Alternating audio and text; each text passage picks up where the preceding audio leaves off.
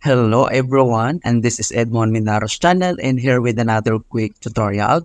At sa video ito ay ituturo ko on how to change mobile hotspot name and password in Windows 11. Kung ginagamit mo ang mobile hotspot sa Windows para i-share ang internet access ay pwede nang palitan ang name at password with a quick and easy method.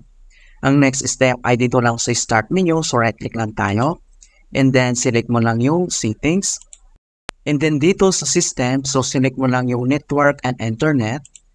And then dito sa network and internet, select lang natin yung mobile hotspot. Click lang natin to. And then dito sa mobile hotspot, makikita mo kaagad dito yung properties, ito siya. And then pwede na natin itong palitan yung name and password.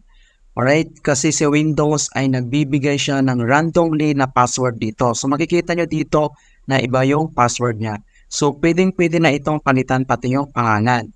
Alright, so kung paano ba natin i-change ang name and password? So, dito lang sa gilid ay makikita mo dito yung edit. So, i-click mo lang ito. And then, edit network info. So, dito na siya. So, yung network name. So, any network name na pwede mong ilagay dyan.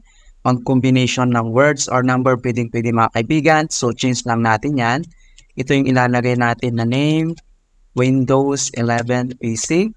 Okay, so dito naman sa kanyang password ay at least 8 characters mga kaibigan. So pwede mo rin ito palitan. Okay, so any password mga kaibigan. So new password 1, 2, 3, 4. Okay, so ganoon lang po kasimple mga kaibigan kung paano ito palitan ng name and yung password. So dito sa network band, so and available mga kaibigan. So click mo lang yan and then i-click mo lang yung save.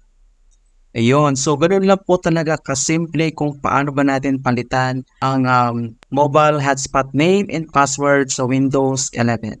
In hope na nasundan nyo ang ating step-by-step method at comment ka lang in any questions regarding this tutorial.